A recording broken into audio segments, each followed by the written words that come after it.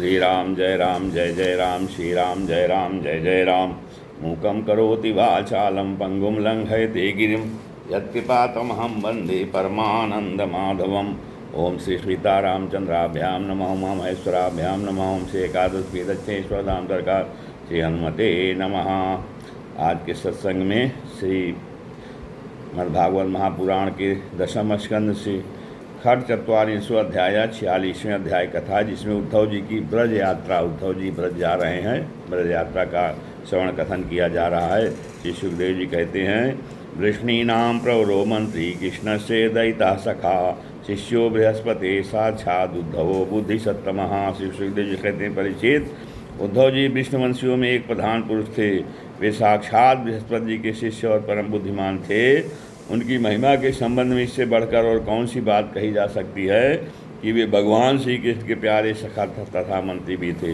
एक दिन शरणागतों के सारे दुख हर लेने वाले भगवान श्री कृष्ण ने अपने प्रिय भक्त और एकांत प्रेमी उद्धव जी का हाथ अपने हाथ में लेकर कहा, सौम्य स्वभाव उद्धव, तुम ब्रज में जाओ, वहाँ मेरे पिता माता नंद बाबा और यशोदा मैया हैं, उन्हें आनंदित करो। और गोपियाँ मेरे विरह की ब्याज से बहुत ही दुखी हो रही हैं, उन्हें मेरे संदेश सुनाकर उस वेदना से मुक्त करो।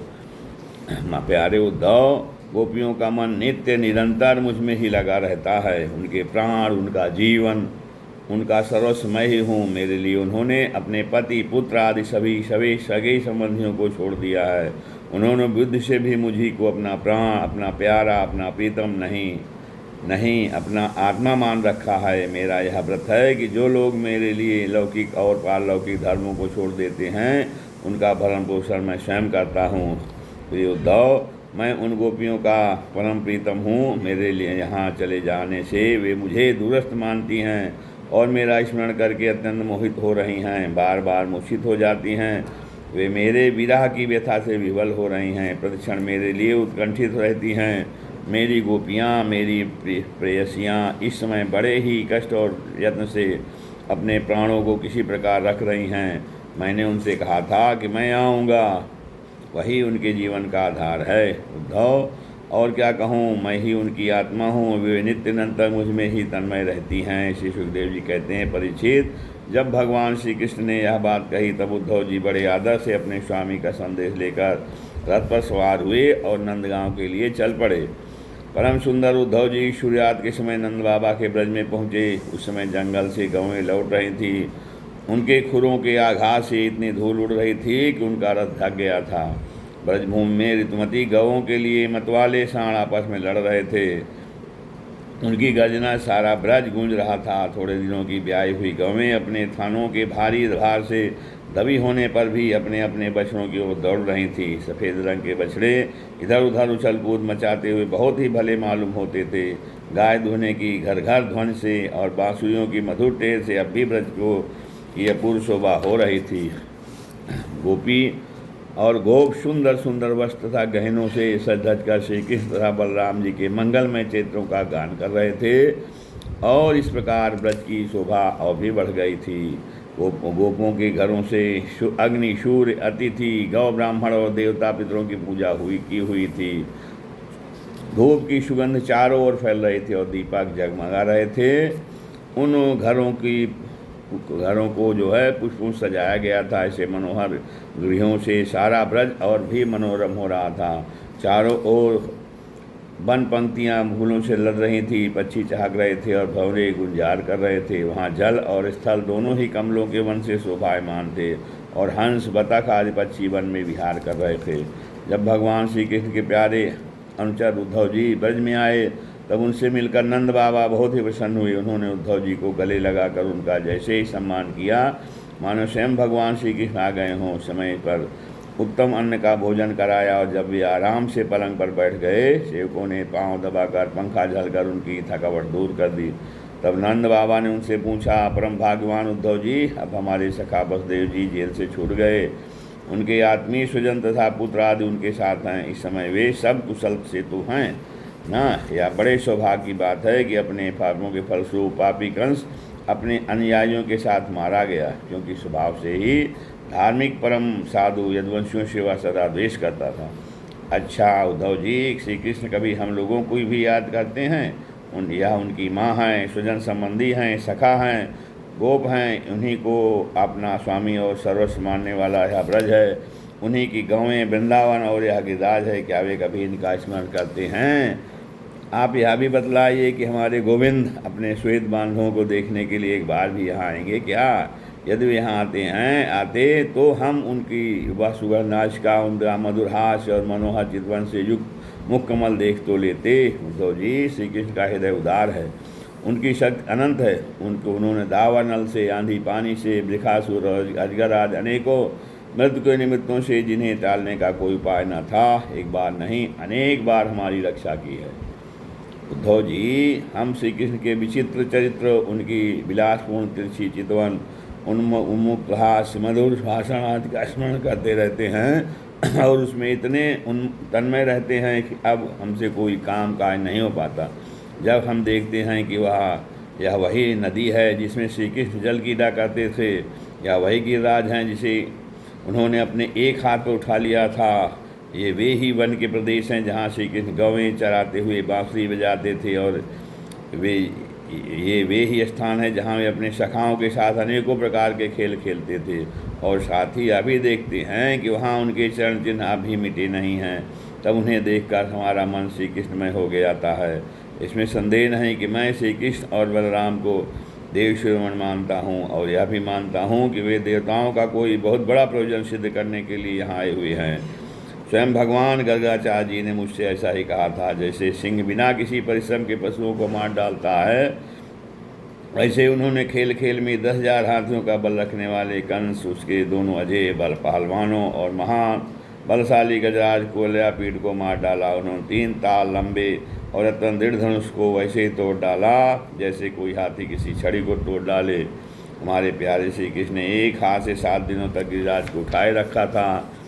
यहीं सबके देखते देखते खेल खेल में उन्होंने प्लम्ब, धेनुक, अरिष्ट, क्रावत और बक आदि उन बड़े बड़े दैत्यों को मार डाला जिन्होंने समस्त देवता और असुरों पर विजय प्राप्त कर ली थी। श्री सुखदेव जी कहते हैं, परीक्षित, नंद बाबा का हृदय यो ही भगवान श्री कृष्ण के अनुराग में रंगा हुआ था। जब इस प्रकार वे उनकी लीलाओं का एक एक करके स्मरण करने लगे, तब तो उनमें प्रेम की बाढ़ ही आ गई। वे विह्वल हो गए और मिलने की अत्यंत उत्कंठा होने के कारण उनका गला रुंध गया। वे चुप हो गए।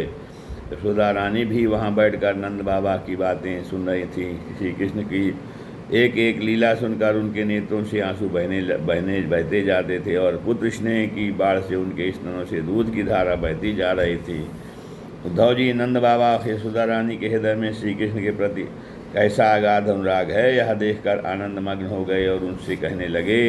उद्धव जी ने कहा, युवाम सलाक तमो नूनम देहिनाम हिमानद नारायण अखिल गुरु यत्कृता मतिरिदशी। उद्धव जी ने कहा, हे मानद, इसमें संदेह नहीं कि आप दोनों समस्त शरीरधारियों में अत्यंत भाग्यवान हैं, सराहना करने योग्य हैं, क्योंकि जो सारे चराचर जगत के बनाने वाले और उसे ज्ञान देने वाले नारायण हैं, उनके प्रति आपके हृदय में ऐसा वात्सल्य स्नेह पुत्र भाव है। बलराम और श्री कृष्ण पुराण पुरुष हैं, वे सारे संसार के उपादान कारण और निमित्त कारण भी हैं। भगवान श्री कृष्ण पुरुष हैं तो बलराम जी प्रधान प्रकृति हैं। यही दोनों समस्त शरीरों में प्रविष्ट होकर उन्हें जीवन दान देते हैं, और उनमें उनसे अत्यंत विलक्षण जो ज्ञान स्वरूप जीव है उसका निमन करते रहते हैं। जो जीव मृत्यु के समय अपने शुद्ध मन को एक क्षण के लिए भी उनमें लगा देता है, वह समस्त कर्म वासनाओं से धोड़ा बहाता है और शीघ्र ही सूर्य के समान तेजस्वी तथा ब्रह्ममय होकर परमगत को प्राप्त होता है। वे भगवान ही जो सबके आत्मा और परम कारण हैं, भक्तों के अभिलाषा पूर्ण करने और पृथ्वी का भार उतारने के लिए मनुष्य का सा शरीर ग्रहण करके प्रकट हुए हैं। उनके प्रति आप दोनों का ऐसा सुदृढ़ वात्सल भाव है। फिर महात्माओं, आप दोनों के लिए अब कौन सा शुभ कर्म करना शेष रह जाता है। भक्तवत्सल यदुवंश शिरोमणि भगवान श्री कृष्ण थोड़े ही दिनों में ब्रज में आएंगे और आप दोनों को अपने माँ बाप को आनंदित करेंगे। जिस समय उन्होंने समस्त यदुवंशियों के द्रोही कंस को रंगभूमि में मार डाला और आपके पास आकर कहा कि मैं ब्रज में आऊँगा, उस कथन को वे सत्य करेंगे। नंद बाबा और माता यशोदा जी, आप दोनों परम भाग्यशाली हैं, खेद न करें। आप श्री कृष्ण को अपने पास ही देखेंगे, क्योंकि जैसे काष्ठ में अग्नि सदा ही व्यापक रूप से रहती है, वैसे ही वे समस्त प्राणियों के हृदय में सर्वदा विराजमान रहते हैं। एक शरीर के प्रति अभिमान न होने का कारण न तो कोई उनका प्रिय है और ना तो अप्रिय ही। वे सब में और सबके सद समान हैं, इसलिए उनकी दृष्टि में ना तो कोई उत्तम है और ना तो अधम। यहाँ तक कि विषमता का भाव रखने वाला भी उनके लिए विषम नहीं है। ना तो उनकी कोई माता है और ना पिता, ना पत्नी है और ना तो पुत्र आदि, ना अपना है और ना तो पराया, ना देह है और ना तो जन्म ही। इस लोक में उनका कोई कर्म नहीं है, फिर भी वे साधुओं के परित्राण के लिए, लीला करने के लिए देवादि, सात्विक, मत्स्य आदि, तामस एवं मनुष्य आदि मिश्र योनियों में शरीर धारण करते हैं। भगवान अजन्मा हैं, उनमें प्राकृत तत्व रज आदि में से एक भी गुण नहीं है। इस प्रकार इन गुणों से अतीत होने पर भी लीला के लिए खेल खेल में वे सत्व, रज और तम इन तीनों गुणों को स्वीकार कर लेते हैं और उनके द्वारा जगत की रचना, पालन और संहार करते रहते हैं। जब बच्चे घुमरी परेता खेलने लगते हैं या मनुष्य वेग से चक्कर लगाने लगते हैं, तब उन्हें सारी पृथ्वी घूमती हुई जान पड़ती है। वैसे ही वास्तव में सब कुछ करने वाला चित्त ही है, परंतु उस चित्त में अहम बुद्धि होने हो जाने के कारण ब्रह्म उसे आत्मा अपना मैं समझ लेने के कारण जीव अपने को कर्ता समझने लगता है। भगवान श्री कृष्ण केवल आप दोनों के ही पुत्र नहीं हैं, वे समस्त प्राणियों के आत्मा, पुत्र, पिता, माता और स्वामी भी हैं। बाबा, जो कुछ देखा या सुना जाता है वह चाहे भूत से संबंध रखता हो, वर्तमान से अथवा भविष्य से, स्थावर हो या जंगम हो, महान हो अथवा अल्प हो, ऐसा कोई वस्तु ही नहीं जो भगवान श्री कृष्ण पृथक हो। बाबा, श्री कृष्ण के अतिरिक्त ऐसी कोई वस्तु नहीं है जिसे वस्तु कह सकें। वास्तव में सब वे ही हैं, वे ही परमार्थ सत्य हैं। परीक्षित, भगवान श्री कृष्ण के सखा उद्धव और नंद बाबा इसी प्रकार आपस में बात करते रहे और वह रात बीत गई। कुछ रात से रहने पर गोपियाँ उठी और दीपक जलाकर उन्होंने घर की देहलियों पर वासुदेवता का पूजन किया, अपने घरों को झाड़ बुहार कर साफ किया, फिर दही मतने लगी। गोपियों की कलाइयों में कंगन शोभायमान हो रहे थे। रस्सी खींचते समय वे बहुत भली मालूम हो रही थी। उनके नितंब, स्तन और गले के हार हिल रहे थे। कानों कुंडल हिल हिल कर उनके कुमकुम मंडित कपोलों की लालिमा बढ़ा रहे थे। उनके आभूषणों की मणियाँ दीपक की ज्योत से और भी जगमगा रही थी। इस प्रकार वे अत्यंत शोभा से संपन्न होकर दही मत रही थी। उद्गायती नाम अरविंदलोचनम व्रजांगनानाम दिवमस्पृशध्वनिः दधनष्ट निर्मंथन शब्द मिश्रितो निरस्यते येन दिशा मंगलम। उस समय गोपियाँ कमल नयन भगवान श्री कृष्ण के मंगलमय चित्रों का गान कर रही थी। उनका वह संगीत दही मतने की ध्वनि से मिलकर और भी अद्भुत हो गया तथा स्वर्गलोक तक जा पहुँचा, जिसकी स्वर लहरी सबोर फैलकर दिशाओं का अमंगल मिटा देती है। जब भगवान भुवन भास्कर का उदय हुआ तब ब्रजांगनाओं ने देखा कि नंद बाबा के दरवाजे पर एक सोने का रथ खड़ा है। वे एक दूसरे से पूछने लगी, यह किसका रथ है? किसी गोपी ने कहा, कंस का प्रयोजन सिद्ध करने वाला कुर ही तो कहीं फिर नहीं आ गया है, जो कमल नयन प्यारे श्याम सुंदर को यहाँ से मथुरा ले गया था। किसी दूसरी गोपी ने कहा, क्या अब वह हमें ले जाकर अपने मरे हुए स्वामी कंस का दान करेगा? अब यहाँ उसके आने का और क्या प्रयोजन हो सकता है? ब्रजवासिनी स्त्रियाँ इसी प्रकार आपस में बात कर रही थीं कि उस समय नित्य कर्म से निवृत्त होकर उद्धव जी आ पहुँचे। इस श्रीमद्भागवते महापुराणे परमहंस्यां संहितायां दशमस्कन्धे पूर्वाधे नंदशोकापनयनं नाम खट्चत्वारिंशोऽध्यायः। श्री राम जय जय।